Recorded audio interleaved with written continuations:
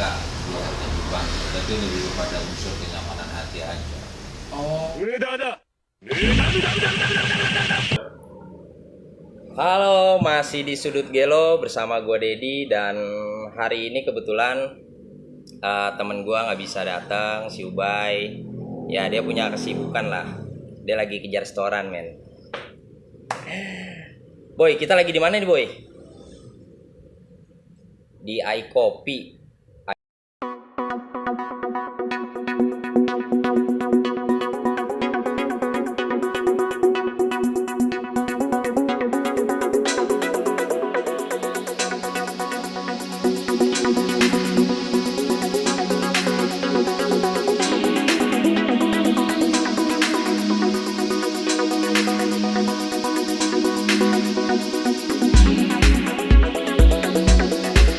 Kopi ini ya salah satu tempat ngopi, kedai kopi yang ya lumayan nggak jauh juga, ada di Jakarta Barat, di Meruya tepatnya. Dan kalau emang kampus lu di Mercu Buana tuh deket tuh sama iCoffee. Karena emang yang gua waktu pertama kesini sih ini tempat kalau bagi gua sih eksotik ya. Jadi dari mulai ornamen-ornamen kedai kopinya, ciri khasnya tuh seakan-akan kita kayak ada di Jawa lah, Jawa-Jawa, Kejawen kayak gitu tuh, ornamen kayu-kayunya lebih khas di kopi. Nah, dan kebetulan nih pasnya kita lagi ada salah satu pemiliknya dan memang ownernya langsung, kita bisa ngobrol-ngobrol. Selain kita bahas iCoffee, kita bahas perjalanannya beliau ini dari mana sampai kenal ke dunia perkopian. Oke, yuk Bang. Halo Bang. Halo Dedi. Halo. Dedi nih Bang. Dengan Bang siapa nih? Ox. Bang Ox. Itu nama asli apa nama panggilan nih? Nama panggilan. Nama panggilan nama nih. tenar lah. Nama tenar. Ngeri nggak lu? Nama tenarnya. Tapi nama aslinya siapa Bang kalau boleh tahu Bang? Nama aslinya Ahmad Ali Hukmi. Ahmad Ali Hukmi. Nah, tuh mungkin kalau lu yang sering nongkrong, kongko-kongko di iCoffee, mungkin sering ketemu beliau lah. Iyalah, Bang. Ini gua udah lama banget nih gak kesini nih. Iya, gimana deh? Lu juga sibuk terus, ya kan? Baru kali ini nih kita bisa ngobrol nih, Bang. Kebetulan sih ya teman-teman tidak bergerak loh sebenarnya kita itu kan karena ada pandemi aja. Sibuk tidak bergerak. Iya, ngeri nih. Kaum rebahan aja. Kaum rebahan. Jadi diarahkan demikian kan. Bener. Nah, gini Bang Ox, gue pengen denger sih, mungkin teman-teman nanti yang nonton video ini pengen tahu juga nih perjalanan Bang Ox nih sebelum kenal kopi itu kerjaan dulunya apa, sampai di tahun berapa kenal kopi, dan sampai buka nih yang namanya iCoffee itu gimana sih Bang? Boleh Bang cerita sedikit Bang? Banyak juga nggak apa-apa sih. Jadi saya tuh pernah lulus kuliah dulu pernah jadi pegawai perbankan ya. Pegawai perbankan. Ya, paling cuma 3 bulan, nggak sampai setengah tahun lah. Masa training dong itu? Ya karena lebih kepada unsur kenyamanan aja. Kenyamanan. Jadi waktu itu di kontrak 3 bulan, kemudian itu waktu itu di Bank Mega, pernah di Bank ANZ ya itu. ANZ itu sekarang di BS. Betul. Jadi itu juga BS. Pernah. Ya lebih kepada apa ya, menggunakan ijazah aja. Ijazah kita itu hasil 4 tahun bergelut dalam dunia pendidikan itu kan nggak sia-sia ya. Benar. Pernah ngerasain di dunia kerja ya. Setelah itu milih keluar, bukan karena persoalan salary ya, bukan karena persoalan layak atau enggak gue kerja di bank gitu, tapi lebih kepada unsur kenyamanan hati aja. Waktu gue kerja di bank itu ya bagi gue hidup itu kayak monoton aja ya, monoton itu ya normatif banget lah hidupnya. Normatif banget ya. Senin sampai Jumat itu begitu aja. Apa istilahnya? circle-nya itu muternya di Iya situ-situ kayak aja sih. gitu-gitu Kayak aja gitu-gitu dari aja. pagi udah berangkat, sore pulang, Sore pagi pulang. berangkat, sore pulang, Iya. pagi berangkat, sore pulang. Sementara gue malam itu masih menikmati tongkrongan lah. Iya benar-benar. Masih seneng nongkrong gitu Masih ya. sering nongkrong. Kadang jam 1, jam 2, jam 3 baru tidur Baru gitu tidur. kan. Tiba-tiba pagi harus berangkat Harus lagi. berangkat lagi. Nah itu yang gue bikin gue capek aja hidup kayak dejavu gitu loh. Hari ini gue melakukan hal yang Ini. gue lakukan Yang hari lakukan sebelumnya. hari sebelumnya, benar. Nah, itu yang membuat gue nggak nyaman ya. Kemudian juga selain unsur kenyamanan itu juga dari segi style ya, dari segi fashion gue juga memang nggak cocok. Nggak cocok ya di perbankan ya. Nggak cocok. Kayaknya rapi bener kalau di Iya benar. kan. Formalitas banget bang. Pakai Jadi kemeja, orang kantoran kan. pantopel gitu kan, rambut Iya. cepak apa segala macam. Bukan ciri khas gue selama beberapa tahun ke belakang. Beberapa lah, tahun gitu. ke belakang. Kayaknya ini bukan gue. Gitu. Jadi saat gua mau berangkat gitu kan nyisir ngaca itu, ini kayaknya bukan gua, ini kayaknya bukan gua, begitu aja. Begitu terus. Akhirnya gua pilih untuk nggak usah lanjut gitu. Hmm. Mengambil satu buah jenis usaha itu yang gua tetap bisa nongkrong tapi nongkrong gua ngasilin duit. Nah, gua buka angkringan. Pertama kali itu usaha angkringan. Angkringan dari tahun 2012. 2012. Alhamdulillah sampai sekarang angkringan gua masih jalan. Di tahun 2021 ini angkringan gue masih jalan walaupun badai pandemi itu ada satu titik itu yang harus off dulu atau bahkan 2 titik harus off dulu ya, bagian daripada siklus saja ya karena memang mungkin eranya pandemi. Tapi angkringan itulah ruh gue memilih untuk sebagai seorang entrepreneur itu ya dari angkringan. Dari angkringan berawal mulanya. Itu kalau boleh tahu bang, pertama kali itu tempatnya di mana? Di Duri Kosambi angkringan itu. Duri Kosambi, Jakarta Barat. Masih Jakarta Barat. Dulu pakai karyawan atau emang ngejalanin buka sendiri? Angkringan waktu pertama kali gue buka itu lebih sendiri ya. Sendiri itu artinya gini.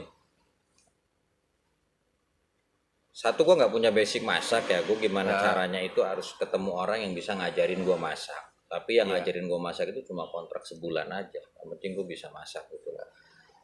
Selama 1 bulan itu gue bener-bener mempelajari bagaimana cara memanajemen keuangan dari orang yang hanya lulusan SMP kok.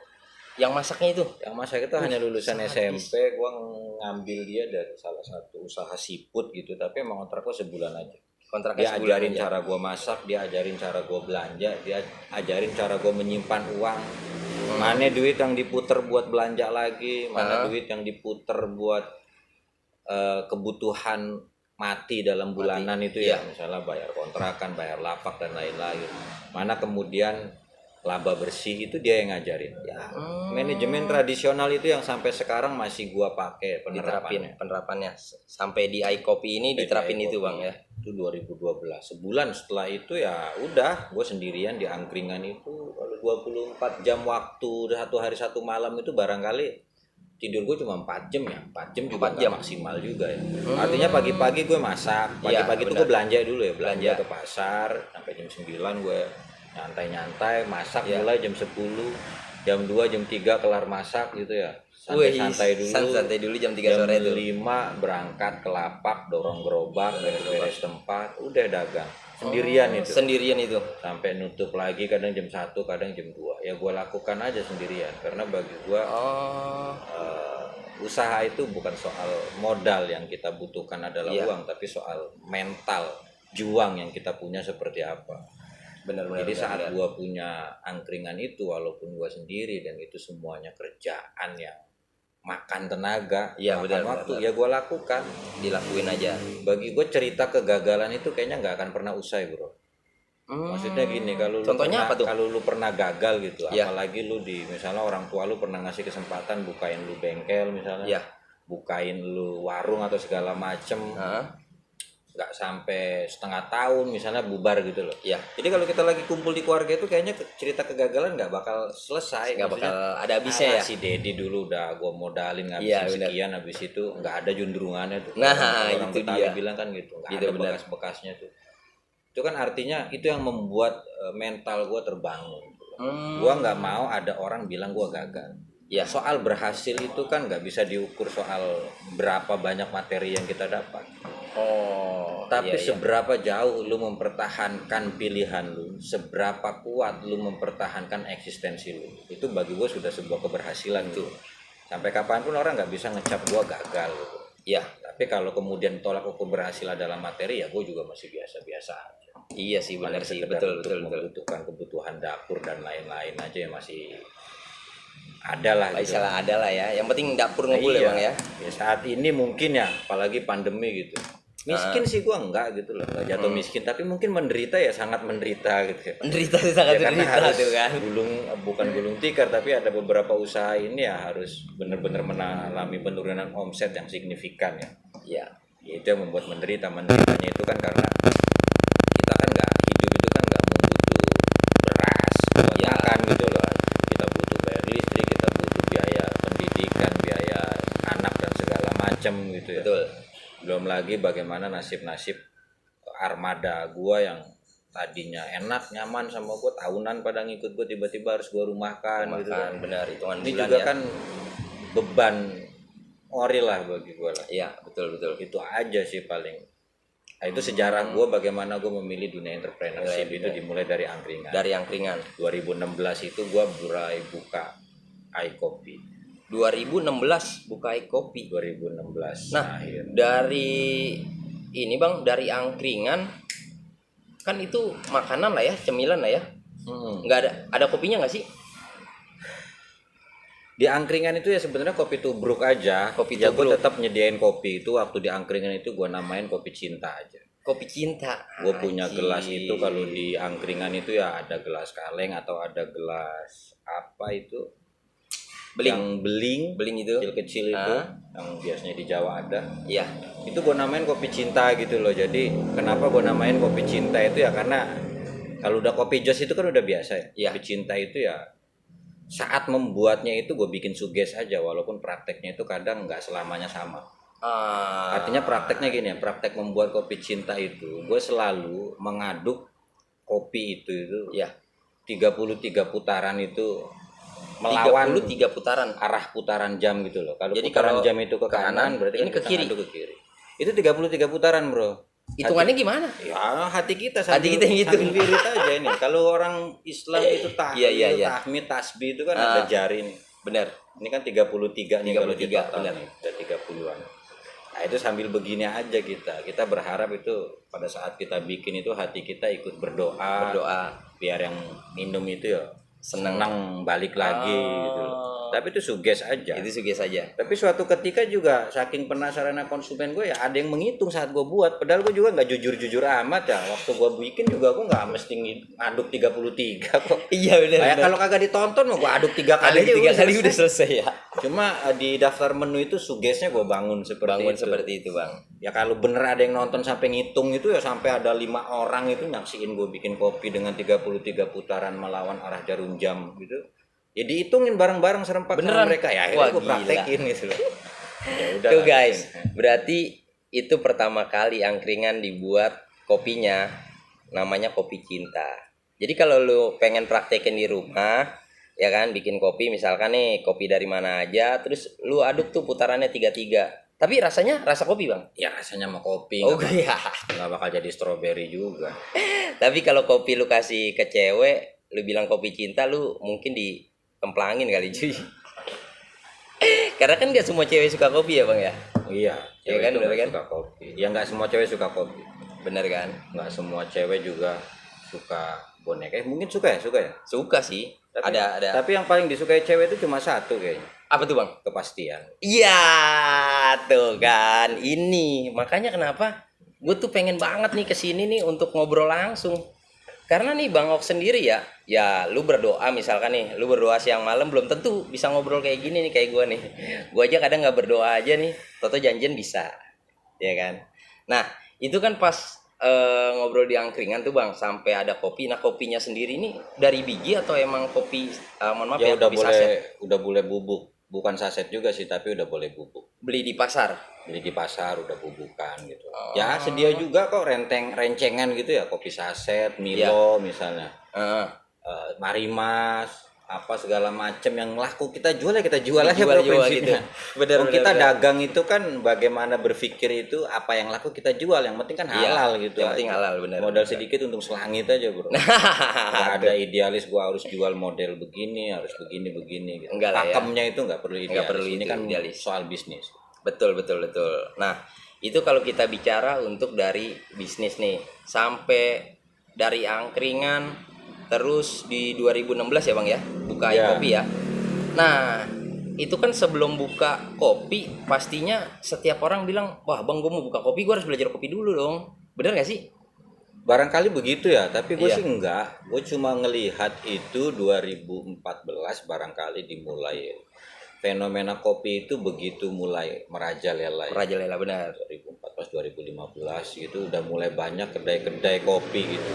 Ya betul. Saat itu gue pengen bikin kafe itu ya gimana caranya ada nama unsur kopinya. Ada nama Gue juga saat gue buka warung iKopi itu juga nggak ada tuh menu manual brew gitu kayak V60. Tetep aja yang gue jual kayak di angkringan, cuma konsepnya lebih ke kedai homey gitu. Kalau angkringan kan kaki lima, kaki kalau ini lima kan ada benar. tempatnya. Ini ada tempatnya. Nuansanya ya nuansa Ngayuk Yogyakarta Hadiningrat lah yang gue bangun gitu ya, nuansa Jawa Dalam ini aja. nuansa Jawa nih ya. Sama aja yang gue jual juga kopi tubruk. Kopi tubruk. Bismillah awalnya gitu lah, Awalnya sampai gitu. kemudian pasar meminta itulah. Artinya kan perkembangan itu kan berdasarkan permintaan pasar. Permintaan pasar benar. Gue cuma bikin itu gimana caranya tempat gue ada namanya embel-embel kopi gitu loh. Iya. Jadi AIK, kenapa harus gue sebut AIK? Aik, Itu ya itu sebuah- ada filosofinya apa gimana Bang? ada sih sebenarnya sebuah spontanitas saja. Spontanitas. Sebuah kesederhanaan aja. AIK itu singkatan aja dari alangkah indahnya kebersamaan gitu. Alangkah indahnya kebersamaan. Ya. Oh. Karena itu iKopi. apa ya yang gue harapkan dari kepanjangan dari AIK itu adalah ya, bagi gue ya kita itu ya di negara yang sangat besar ya, negara kepulauan gitu dengan berbagai macam suku, agama, ras dan lain-lain itu ya berbeda-beda ya, tapi satu tujuan lah, satu tujuan. Betul, Tunggal Ika itu kan. Lah gue berharap bahwa apa yang gue bangun itu ya tempat siapapun boleh masuk tanpa harus gue membeda-bedakan. Lu nggak perlu mata lu sipit, nggak perlu mata lu belo kan, Iya. nggak perlu kulit putih, nggak perlu Nah. kulit hitam gitu loh. Semua sama Indonesia Semua sama Raya. benar, Indonesia Raya benar. Semua sama. Itu yang gue anggap bahwa inilah indahnya kebersamaan. Betul. Di wilayah bisnis kita jangan sampai mengkotak-kotakan, walaupun mungkin masing-masing orang punya tendensi politik masing-masing, itu kan sah-sah saja. Sah-sah aja betul. Tapi ketika lo gerak di dunia usaha itu hindari yang namanya tendensi terhadap hal-hal yang berbau politik itu lu jelaskan atau lu sangat tampakkan di tempat lu punya usaha. Oh. Lalu Iya, kan iya. selama berusaha ini juga kan setidaknya kan 1-2 customer itu kan kenal. Berapa Kenal, persen benar. dari customer kan lu kenal. Pasti. Dia ngikutin IG lu, dia ngikutin sosmed kedai lu ataupun Betul. sosmed pribadi lu, itu kan Ya. menjadi pertaruhan ketika sosmed tersebut malah lu jadikan ajang untuk menonjolkan tendensi politik lu. Repot betul. nanti konsumen lu ngelihat dan nggak sepaham dengan lu kan, dia akan menghindar gitu loh. Benar. Ini bukan Menjauh bagian lagi gua. kan. Itu yang kita hindari. Itu benar. Tapi gini, kenapa gue bisa buka iKopi nggak ujuk-ujuk gue bisa buka ya? Iya, Dari betul. angkringan kemudian gue harus nyewa tempat sedemikian lumayan Gede besar ini lu, kan lumayan besar. nggak bisa ya. Tapi ini kisah nyata. Gue kan alumni Jogja, gue Ya, pernah hidup di betul. Jogja. Gue punya komunitas teman-teman Jogja itu baik yang di ya teman-teman teatrikal lah, teman-teman teatrikal. Ada Asep Maye semua dan lain-lain segala macam. Itu saat gue launching angkringan itu mereka pada datang. Suatu ketika itu gue bilang ke hadapan mereka itu begini, baik yang pelukis, baik yang teatrikal apa segala macam, gue bilang suatu saat entah kapan gue bakal punya kafe. Iya. Itu di angkringan. Di tahun 2012 gue ngomong kayak gitu. Di tahun 2012 gue ngomong gitu. Suatu saat gue bakal punya kafe, gue bakal punya kedai tempat yang nggak di kaki lima lagi, dan gue pengen saat kedai gue udah berdiri, dulu orang itu harus hadir gitu, dulu orang itu harus menyaksikan gitu loh. Lu misalnya Maye, lu sebagai seorang pelukis, gue pengen karya lu nanti ada di tempat gue.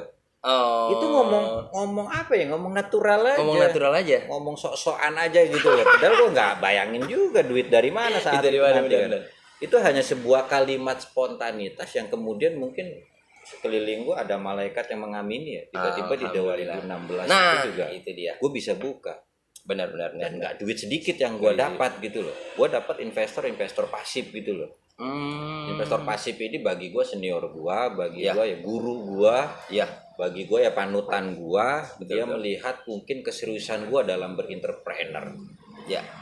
Dia ngelihat saat alumni sealma mater dengan gua pada lari ke ranah politik, lari ke ranah apa segala macam itu, dia melihat sesuatu yang berbeda dari diri gua. Larinya ke kopi, larinya ke usaha. Usaha ya. Tiba-tiba dia tawarkan, "Mas, kamu bikin satu tempat, besarkan angkringanmu dan segala macam itu. Ya. Coba kamu bikin konsepnya dan segala macam." Dia tak buat konsepnya. Setelah itu ya kita ketemu lagi, ngobrol segala macam. Ini Mas, gini segala macam udah tak jelaskan segala macam itu ya. Jadi gue bisa buka gini tuh dari kebaikan beliau. Dia yang memberikan uang gue itu nggak sedikit gitu loh. Nggak sedikit. Benar. Sangat fantastis lah buat seorang gue gitu yang hanya selama ini muterin duit ratusan ribu di angkringan gitu ya. Tiba-tiba dapat uang ratusan juta dari beliau untuk bebasin tempat, untuk konsep tempat dan segala macam. Karena dia senang ngelihat juniornya, muridnya gitu loh. Ya. Atau bahasanya santrinya gitu. Ngelihat serius di dunia usaha gitu, langsung dia bilang gitu. Disupport ya kan? Disupport. Benar. Dan orangnya juga enggak, ya orang kebangetan baik apa ya? Saya juga bingung gitu. Enggak ada hitam di atas putih, enggak ada kontrak kerja gitu. Kontrak kerja sama gitu enggak ada. KSO gitu kalau bahasa sekarang itu kontrak kerja sama operasional nggak ada kontraknya sama sekali. Beliau cuma bilang kayak begini aja ke gue. Sampai sekarang itu benar-benar menjadi sebuah panutan dan kalimatnya itu selalu terngiang-ngiang saat gue ditanya perihal bagaimana iCoffee bisa berdiri. Dia hanya bilang begini aja ke gue. Mas, ini uang saya berikan ke kamu dirikan ide kamu jalankan bisnis kamu, kamu berhasil. Saya ikut bangga, Mas. Betul. Kamu gagal, kamu sudah mau mencoba. Betul. Sederhana itu loh kalimatnya. Maksud gua kan dia ngasih duit gua ratusan juta gitu. Iya benar. Bukan ngasih gua duit sejuta 2 juta. Tapi dia ngomong begitu. Dia nggak perlu hitam di atas putih. Bahkan pada saat gua babat alas 7 bulan pertama gua nggak ada laporan apapun. Namanya masih, ini kan lahan kosong bro. Iya benar bro. Ini bangun sendiri bang. Sampai gua pelan-pelan membangun ini dari hasil keuntungan. Ya gue punya pembukuan by system kasir gitu ya. Gue laporkan, gue print ke beliau dan segala macem berapa lembar ini gue hasil perkembangan dan segala macem. Beliau itu cuma bilang, alhamdulillah mas berkah gitu. Dia kagak baca gitu. Gak baca itu. Maksud gue, aku dapat berapa mas? Mestinya kan begitu kalau bisnis gitu loh. Bisnis benar. Berapa jatahku dan segala macam gitu loh. Berapa bagianmu, berapa yang harus untuk diputar lagi kan? Mestinya gitu. Dia mah enggak gitu. Walaupun saya juga punya standar minimum untuk memberikan dia sebulan sekali. Tetap saya berikan gitu. Sebulan sekali dengan angka sekian ke dia. Selalu saya berikan. Kecuali pada saat pandemi ini saya udah libur nggak bisa memberikan beliau. Betul. Itu saja saat itu saya berikan uang bulanan ke beliau itu. Kadang saya ngasihnya cash kalau beliau lagi main ke sini. Kadang saya kasihnya transfer. Kalau saya ngasihnya cash itu, blok saya kasih di depan dia. Kalau dia ke sini kan ngajak teman-temannya itu. Ya, betul. Itu duit yang baru saya berikan ke dia itu. Dia nggak hitung tapi langsung dia bagi-bagikan ke sekelilingnya itu. Ini ada teman gua, ada teman-temannya dia yang diajak, termasuk gua yang ngasih duit buat dia. Dia jatah lagi. Dijatah lagi. Ini kan duit udah dari gua. Itu udah dari lu, Bang. Dikasih lagi ke gua pikir ini gila, itu kelewatan banget sih. Itu baiknya luar biasa. Alhamdulillah tuh Bang, jarang-jarang Bang, bahkan enggak ada. Gue pikir memang rezeki min haitsu la yahtasib ya. Gue pernah melakukan hal yang kurang lebih sama kayak beliau lakukan ke gua gitu loh. Saat gua di angkringan di tahun 2015 atau 2016 awal kayaknya ya. Kalau gua 2016 awal, 2016 akhir kan gua buka angkringan, gua buka iCoffee. iCoffee 2016 awal itu gua saat habis nikah itu gua pernah punya uang 10 juta, Bro. 10 jutanya itu sisa dari gua hasil nikah gitu ya. Gua punya temen yang satu perjuangan zaman kuliah sama gua itu belum enak barangkali hidupnya ya. Itu 10 juta gue kasih dia, gue bukain lapak segala macem itu buat bikin warmindoan lah. Sekedar warkop gitu, warmindo gitu. Ya, gue nggak pikir nanti baginya gimana, untungnya gimana gitu. Ya, Cuma ya karena ini murni kepedulian aja, ya lu maju ya syukur, nanti gue baru hitung-hitungan di belakang aja, yang penting ini babat alas dulu. Itu gue lakukan di awal 2016. Ya, uang yang gue punya, kalau gini bro, kalau lu punya duit 100.000, lu bagi orang 10.000, lu masih punya 90.000. Iya betul. Iya kan? Ini gue punya duit 10 juta, gue kasih duit seutuhnya 10 juta gitu loh. Jadi nggak pegang apa-apa. Megang. Ini segera lu jalankan segala macam. 3 bulan doang dia ikut. Ya habis itu ya gulung tikar. Ya mungkin akan ada penyesalan gitu lah. Misalnya pasangan gue, istri gue itu menyesalnya ya duitnya nggak balik dong. Gitu. Ya, tapi ya namanya dari awal memang niatnya bantu gitu ya, nggak terlalu nyesel amat kok, biasa aja gitu. Ya barangkali hari ini kita membantu orang dan kemudian kita nggak bisa mengambil keuntungan dari niat kita bantu dalam segi usaha itu, nggak dapat apa-apa ya sudah gitu. Ternyata benar nggak sampai setahun itu ya tadi itu sama beliau ini yang senior gue juga dapat perlakuan yang sama. Nah itu kan 10 juta itu kan berkali-kali lipat apa yang gue terima saat gue buang uang 10.000 di awal 2000. Ilmu berbagi tuh bang. Iya. Jadi jatuhnya ya. Dan sama sekali gue nggak ada maksud pamer atau apa ya, tapi ini bener-bener kisah nyata yang gue dapat gitu loh, gue alami. Itu dia sih. Jadi kalau emang pun ternyata teman-teman juga pengen berbuat baik, ya kenapa mesti mikir juga, jangan cuma berbuat baik cuma hanya buat pasangan lu doang nih, apalagi lu juga masih pacaran, gak usah lah ya nggak bang, setuju nggak bang? Kenapa itu? Ya kalau masih pacaran berbuat baik ya nggak usah lah, biasa aja. Ya terus berbuat jahat gitu. Jahat. Kayak dalam arti apa tuh? Bener, berbuat baik pada siapapun kan nggak masalah. Tanpa memandang siapapun, lu udah berbuat tapi baik. Ya berbuat baik lah yang menurut ukuran kamu ya kamu bisa gitu aja. Oh gitu, betul. Tidak berlebihan juga. Kurang juga nggak bagus, berlebihan juga ya nggak bagus. Gitu. Ya kalau lu bisa berbagi dengan pasangan lu ya nggak apa-apa. Suatu saat pasangan lu juga yang lagi punya, lu lagi nggak ada, ya saling berbagi itu kan biasa gitu. Betul. Saling mengisi itu kan biasa. Benar. Nah itu kan perjalanan dari angkringan ke iKopi nih bang. Nah yang jadi pertanyaan gue adalah, nah lu belajar kopi di mana? Ya natural aja, otodidaknya itu gini. Contohnya apa nih contohnya? Ya, selama ini kan itu kita penikmat ya, kita hanya sekedar penikmat ya. Saat ini kemudian kita menjadi pelaku bisnisnya, itu kan memang ada proses, ada tahapan. Tapi gue selalu berpikir ini ranah bisnis gitu loh.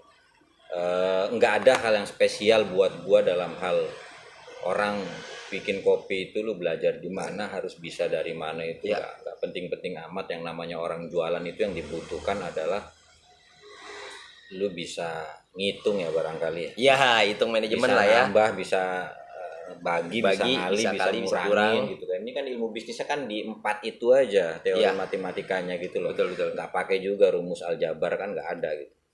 Ya benar, gue dalam hal bisnis gitu juga produk knowledge gue barangkali lemah ya. Gue bukan orang F&B juga. Dasar gue malah kan dari angkringan ya. Khas-khas yang tradisional gitu, tiba-tiba harus di kafe langsung gitu ini kafe modern nih. Tapi akhirnya lama kelamaan itu ya sebenarnya kan ngulik produk itu kan datang kan dari input customer sih ya. Dari masukan tamu-tamu nih, customer yang datang. Gini. Ya kalau sekolah sih pernah aja gitu, gue pernah dapat kesempatan sekolah uji cita rasa kopi di Puslitkoka Jember itu pernah. Ya dapat sertifikat juga. Barista gue juga pada punya kesempatan sekolah, pada dapat barista. Kesana. Tapi bagi gue itu hanya sekedar prosedur aja lah, prosedur yang nggak wajib juga. Prinsipnya saat lu usaha, saat lu berbisnis itu ya tadi yang sempat gue bilang di awal, gimana caranya yang kita pikir adalah di wilayah manajemen modal sedikit untung selangit. Betul. Nggak idealis banget gue. Mungkin idealis gue itu lebih ke dalam tatanan konsep ya. Tapi dalam tatanan produk gue terkesan acuh atau biasa saja.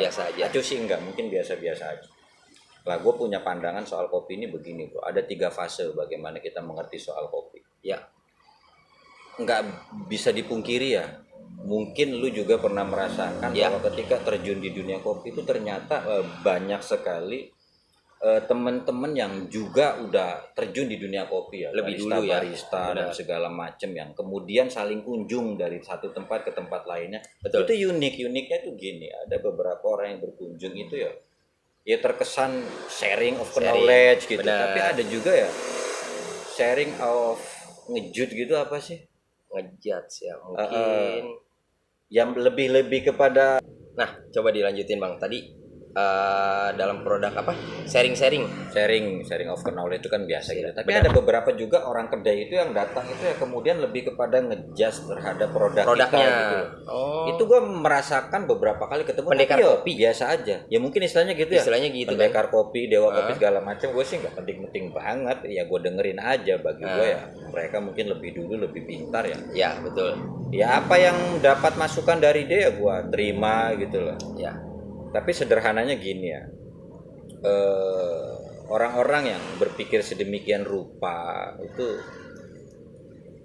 keliru ya. Menurut gua kelirunya itu gini, ngapain sih lu capek-capek debatin soal kopi itu wilayah gimmick aja lah bagi gue. Siapapun bisa bikin kopi ya. Iya. Takarannya kan terserah masing-masing gitu. Bener, bebas. Orang dulu tahu kopi itu ya pahit gitu aja kan. Kalau yang nggak suka pahit itu ya Campur gula dikit kan gitu aja. Sederhana itu loh, makanya gue selalu membagi fase kopi itu menjadi tiga rentetan peristiwa ya. Contohnya saat yang pertama apa? Peristiwa yang pertama adalah era tradisional, di mana orang itu ngopi itu kasar tuh gini. Dia nyangrai itu sangat tradisional. Nyangrai kopi kan kalau sekarang ada mesinnya. Ada mesinnya. Kalau dulu kan barangkali hanya di penggorengan gitu loh, pakai kayu bakar, ongseng gini benar sampai matang. Yang mungkin tingkat kerataannya itu akan sangat jauh sekali. Jauh sekali benar. Tapi intinya matang nggak matang gitu loh. Kemudian mungkin zaman dulu itu kan grindernya itu kan nggak secanggih sekarang, nggak secanggih sekarang. Sehingga hasilnya pun ya karena sentuhan tangan nggak halus-halus banget. Itu kan fenomena tradisional gitu loh. Orang ngopi itu menurut budayanya masing-masing. Mungkin di Aceh itu ada modelnya saring gitu, benar. Di Jogja itu ada namanya kopi kotok itu. Bikin kopi itu langsung dimasak. Langsung dimasak. Digodok langsung. Itu kan udah biasa kayak gitu. Itu kan kearifan lokal. Iya, hal-hal yang diketahui orang soal kopi itu ya kayak gitu ya, tradisional. Kayak gitu tadi tradisionalnya. Kemudian muncul ke fase kedua itu. Yang kedua apa tuh Bang? Kalau ngomongin fase kedua itu fase kapitalis. Fase kapitalis ini kan gini. Mulainya misalnya brand kapal api, Arabica dan segala macam, muncul kopi-kopi sasetan dan segala macam sehingga jadi masif dan segala macam. Cara ngopi dengan praktis gitu loh. Disobek, digunting dan itu bagus. Kupikir ya peluang bisnisnya kan jalan. Dia menangkap peluang bisnis itu gitu loh. Makanya kalau sekarang ada kampanye orang bilang kopi kok digunting bukan digiling gitu ya. Ya konyol lah menurut gua lah. Konyol lah ya. Yang kopinya digunting itu udah bisa bayarin jutaan karyawan. Benar. Hartanya udah melimpah gitu loh. Berapa orang yang berkah dari hasil kopi guntingnya dia kan? Benar. Belum lagi lu dari warung ke warung itu satu kelurahan berapa warung pakai produknya dia yang nempel. Belum RT RW nih. Belum RT RW kalau jemur rapat apa segala macam kita beli itu. Kalau ngomongin bisnisnya kita nggak ada apa-apanya buat mereka gitu. Itu kan fasenya sampai kemudian muncul nih di 2000-an ke atas gitu ya. Betul. Fase-fase di mana kopi mulai kedai-kedai kopi bermunculan. Salah satunya itu mengkampanyekan kopi giling. Berusaha mengkampanye hitamkan kopi gunting itu kan keliru nih menurut gue. Kita nggak bisa meniru mereka. Ya barangkali kita bisa ngikutin caranya mereka. Bisnis apa dari kapal api yang bisa kita tiru ya kita tiru gitu loh. Betul, setuju itu. Followers lah. Jadi mereka itu buat mereka kita jadi followersnya. Kalau kita mau menyaingin mereka kita nggak ada apa-apanya. Udah gede banget itu Bang. Kopi. Jadi gini, kalau fase kopinya adalah begitu, proses sejarahnya bagi gue sesederhana itu. Tapi bagi kita sendiri penikmat kopi, fase yang pertama yang gue meyakini lu nggak melakukan itu, gue nggak yakin. Jadi gini. Pernah nggak lu ngopi itu kapal api saset di mana saset pada saat lu gunting itu kopinya lu masukin ke gelas, kemudian sasetannya lu linting, sering sendok. Sering itu. Ini kan fenomena di kos-kosan, gue pikir barangkali orang-orang sering yang ngalamin fenomena ini. Ngalamin tuh. Ini kan fase awal kita mengenal kopi. Kita mengenal kopi, bener. Jadi jangan sok-sokan lu ngomong kopi, jelek-jelekin kapal api, tapi sebenarnya lu pernah menikmati bener. Sampai sekarang lu sok-sokan menghargai kopi, dulu aja bungkusnya lu linting. Lu jadiin sendok kan. Kalau di kos-kosan itu kan gelas bekas aqua kita jadiin Kita jadiin, bener. Atau Aqua gelas bahkan tuh. kita punya gelas beling itu kalau habis kita ngopi itu masih kotor, Bro. Iya. Dan kita bakal pakai lagi itu saat kita mau nyeduh baru kita Betul, cuci. kita cuci, Ini benar. kan fenomena-fenomena di kosan, di kontrakan. Iya. Ini fase ini kita udah ngalamin. Udah ngalamin, bener. Ini bagi gua fase syariat. Fase syariat. Iya, lu syariat lu ngopi itu ya begitu, lu kena kapal api saset, lu ngelinting kapal api, lu jadiin Iya, sendok, lu jadiin sendok. aduk, lu nikmatin bareng-bareng hanya di gelas bekas gelas aqua Gelas gitu. aqua gelas, benar-benar. Kan sesyariat itu, Iya. lu mengerti kopi. Baru kemudian fase torikot, perjalanan lu mengenal Perjalanannya. kopi. Oh ternyata di ranah torikot ini banyak sekali Banyak banget. intriknya, bukan intrik ya, barangkali pembagian jenis dan segala macam. Ada yang namanya robusta kita mengenal, ada yang namanya arabica, Ya, ada juga yang namanya excelsa barangkali, Ya, liberica, Liberica.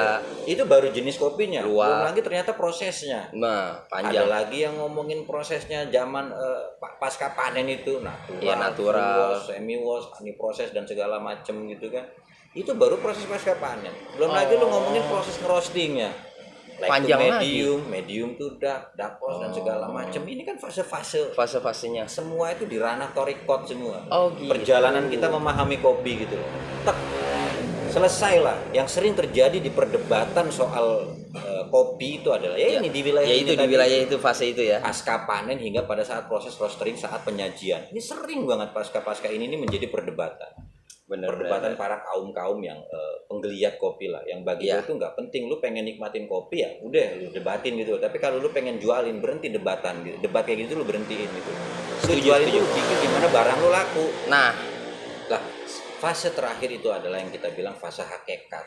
Untuk Hakikat. sekedar penikmat itu, fase hakikat itu gini. Setelah lu mengetahui jenis-jenis kopi, prosesnya Ya. kopi pasca panen, roasting dan segala penyajian segala macam. Fase hakikat adalah fase kepemilikan, fase subjektivitas, personality. Di fase hakikat lu udah boleh menentukan mana yang lu nikmatin kopi. Robusta kah, arabica Arabica kah, kah, liberica, Liberica. atau excelsa.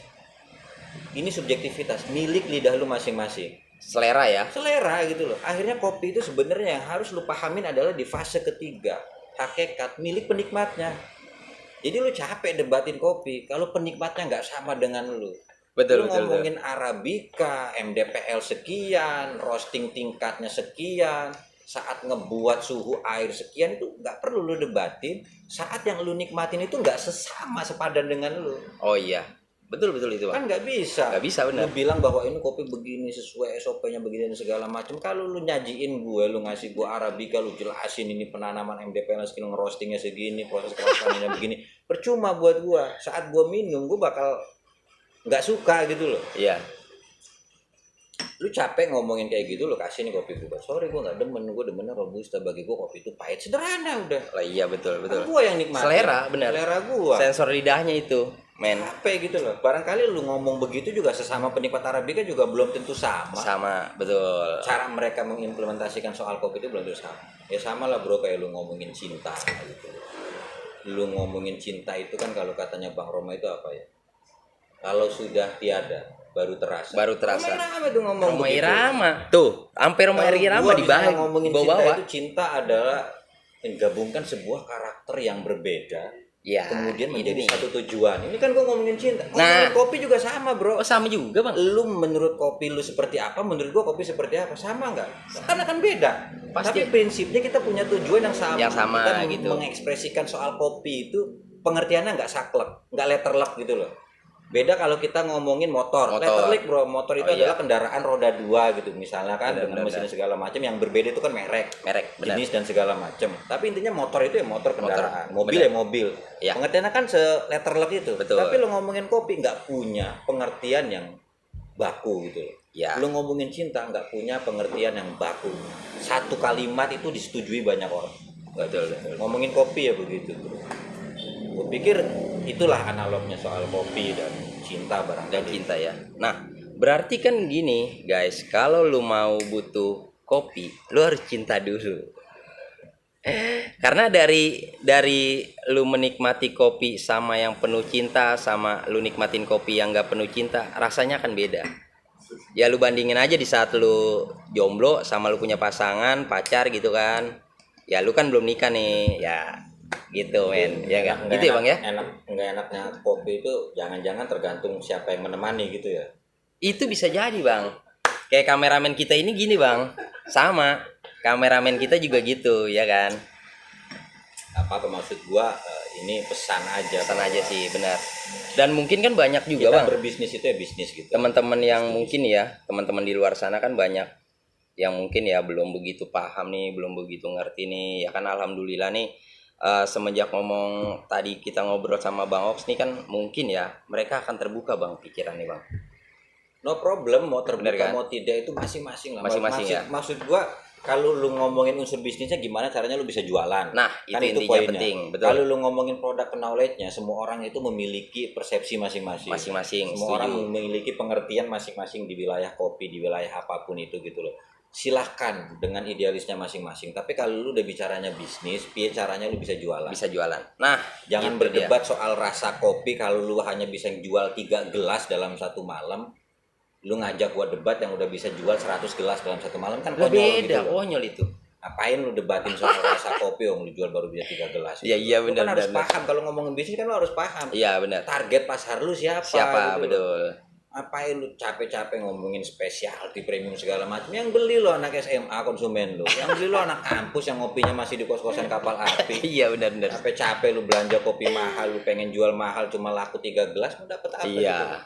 Aku pikir Tolabul ilmi walau apa? Utlubul ilmi walau bisi bertuntut ilmu sampai ke negeri Cina itu ya. Iya. Itu kan ada benernya gitu loh. Orang Cina itu yang fokus dagang baut itu bisa beli Pajero, Bro. Itu satu ruko isinya baut semua. Baut semua bang. Baut semua. Orang Cina makan fokus loh dagang. Oh iya benar. Yang dagang alat-alat listrik itu isinya alat listrik semua. Iya. Tapi Nggak ada alat fokusnya lain. dia Tapi dapat fokusnya dia. sedikit tapi kali banyak gitu loh. Betul. Fokus yang penting dalam usaha bisnis itu fokus. Lu bisa memilih mana yang untungkan, pasar lu siapa. Tapi lu bisa gabungkan akumulasi sedikit tapi kali banyak. Ngapain lu dapat banyak tapi kalau lakunya sedikit. Lakunya sedikit, Nggak benar. ngumpul-ngumpul juga. Betul. Setuju sih itu. Kalau itu. Jadi kalau emang lu butuh untuk pendalaman bisnis ya kan, mungkin Bang Ox nanti akan buka private bagaimana lu mencoba nih bagaimana jadi entrepreneur di bisnis usaha apapun itu lu akan terjun, mungkin bisa sharing ya Bang ya. Ya bisa. Setiap hari ada di sini Bang. Setiap hari gua di iKopi kecuali Setiap hari. tidak. Setiap hari kecuali tidak. Nah, Ya, kan kecuali lu mikir tidak. kan? Kalau Betul, tidak ya betul. berarti Ya, nggak ada ya, gitu. berarti Kita benar, nggak benar. tahu kecuali tidaknya kan. Benar. Sama Nah, iKopi dulu waktu awal-awal buka 24 jam buka 24 jam Bang. kecuali tutup. Iya, setuju sih. Tutupnya kan gua nggak tahu. Iya benar. Gua tulisin 24 jam buka. Gila aja tuh. Lu baristanya bengek besoknya, masuk angin dikerokin. Nggak masuk deh. Nah, terus jadi perjalanan 2016 sampai akhirnya sekarang ini udah menginjak 5 tahun ya Bang ya. Nggak terasa ya iKopi ya. Tapi nanti kira-kira nih Bang Ok sendiri nih kedepannya selain iKopi ada nggak sih gambaran mau buka bisnis apa atau mau memperluas lagi iKopi di kota-kota selanjutnya gitu Bang? Ya barangkali semua orang juga punya impian Iya, serupa. impian tujuannya. Kalau dia udah punya satu usaha itu dia pengen usahanya berkembang. Semua Siap. orang itu loh. Betul. Dari satu titik menjadi 2 titik ya. Iya. Dari 2 titik menjadi 3 titik. Betul. Atau satu titik itu bagaimana kemudian dikemas secara maksimal menjadi kecil, lama-lama besar, Jadi jadi bebasin sebelahnya, belakang Iya. segala macam. Itu semua impian orang usaha. Betul. Kita pengennya berkembang. Berkembang benar. Tapi lagi-lagi kan manusia hanya berusaha. Berusaha. Yang menentukan kan juga Tuhan juga Tuhan yang punya juga kuasa. Kan? yang punya kuasanya. Ya kalau gua ngitung-ngitung harusnya di tahun kelima adalah tahun keemasan iKopi ya, 4 menuju 5 gitu ya. Iya, Cuma siapa yang tahu kalau kemudian badai pandemi datang. banyak di pandemi benar. Dari lahan kosong gua diriin sampai jadi pelan Nah. gitu kan, giliran udah nggak ada PR lah bagi gua nih, kayaknya secara bangunan, secara konsep udah rapih nih. Heeh. Artinya kan di tahun keempat dan kelima itu kan saatnya gue ngumpulin cuan. Maksudnya Nah, gua udah nggak ada renov, udah nggak ada apa. renov lagi. Tiba-tiba kan badai pandemi datang. Iya benar. Nah, kan lagi-lagi kan rencana kita itu kan tidak berjalan Secara Semua mulus kembali ya. ke kehendak Tuhan. Betul. Ya mudah-mudahan pandemi ini segera berlalu ya. Cuma yang penting lu jaga kesehatan nih, ya kan? Jaga kebersihan, jangan lupa cuci kaki sebelum tidur, ya ya. Benar gak Bang ya? Ya. Ya. Begitu. Nah, jadi kan kita berdoa aja mudah-mudahan siapapun itu yang usaha bisa berkembang ya Bang ya, lebih maju. Cuma yang terpenting adalah yang perlu lihat konsep bisnisnya nih. Ya Bang, pintar mengatur ya, mengatur manajemennya sampai untuk menjadi besar itu nggak gampang. Tapi yang terpenting bener nggak sih Bang, harus mulai yang kecil dulu. Ya yang tahu-tahu besar juga ada. Oh iya, yang tapi bisa Kita nggak ada. bisa memprediksi sebuah usaha itu harus dipukul rata sih. Bener, bener, bener, bener. Ada orang punya bisnis turunan gitu kan karena Iya. bapaknya kaya, anaknya tinggal meneruskan pondasinya gitu. Betul. Melebar usahanya, udah besar. Udah besar. Udah kaya sebelum lahir lah gitu. Lah iya bener. Ya kalau kita barangkali yang dari kecil kemudian menjadi besar butuh proses. Butuh prosesnya. Butuh babat Allah secara natural. Ya Benar, ada yang benar. udah besar. Prinsipnya sih gini. Lagi-lagi usaha bukan soal uang semata-mata sebagai modal. Ya, Tapi soal mental. yang terpenting mental. Jatuh bangun, keberanian, kesiapan, kesungguhan itu kan di wilayah mental semua. Benar, benar. Moralitas dan apa segala macam. Ya, setuju sih itu. Lebih ke sana ya. Ada orang yang punya duit jutaan tapi sekarang bisa puluhan juta karena membabat usaha yang kecil kemudian menjadi besar. Menjadi besar. Ada juga yang tadinya udah besar tiba-tiba langsung Down. ambles juga ada ya. Karena mungkin dia tiba-tiba diwariskan usaha orang tuanya Nggak siap. itu besar tapi belum siap secara Betul. keilmuan, secara mental kan ya ambles-ambles juga. Benar. Kita nggak bisa mengukur satu usaha dengan usaha yang lain itu bisa rata dipukul Rata rata, ya. itu nggak bisa. Betul ya. Nah, Masing-masing ada jalannya. betul sih Bang, setuju sih itu. Jadi alhamdulillah nih kita bisa dapat beberapa pelajaran penting sih. Kalau lu emang buat mau buka usaha ya kan, ya dari obrolan tadi pun juga memang sangat penting ya enggak. Yang lebih penting lagi adalah lu akan memulai nih. Nah, kira-kira Bang, selain tadi kan nih penting banget tadi nih pesannya nih. Lu memulai usaha apapun itu dibuat dari mental. Kira-kira ada nggak pesan-pesan terakhir di saat mungkin ya, jangan pesan terakhir maksudnya, pesan-pesan penutup ya kan. Jadi mungkin Bang, pesan-pesan teman-teman nih buat teman-teman yang misalkan mau buka usaha apapun itu, kira-kira ada nggak sih kata-kata mutiara nih, berlian lah, kata-kata berlian. Apa ya? Ya pokoknya kalau lu pengen usaha ya dicoba gitu loh. Ya kalau lu udah berhenti berarti lu gagal. Kalau lu belum berhenti ya lu belum gagal gitu loh. Apapun itu gitu. Gagal Gila. itu ketika lu berhenti berusaha itu kalau katanya salah satu brand besar itu. Satu dia brand bilang besar gitu. ya, Gagal itu ketika lu berhenti berusaha. berhenti Itu berusaha. gagal. Tapi selama lu belum berhenti ya lu belum gagal gitu. Betul. Melangkahlah meskipun lambat tapi kamu sudah menciptakan sebuah perubahan. Perubahan. Gitu. Langkah ya Melangkah ya. Kalau lu diam diri kan lu akan stagnan gitu loh. Tapi melangkahlah meskipun lambat kamu telah menciptakan sebuah perubahan. Perubahan. Itu sih. Betul, betul, betul. Nah, itu dia Lukat.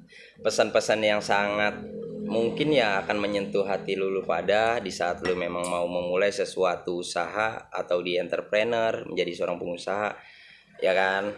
Alhamdulillah banget nih Bang Ox nih. Iya. Dan mudah-mudahan sih perjalanan iKopi akan menjadi lebih besar lagi dan bisa membuka cabang di kota-kota selanjutnya.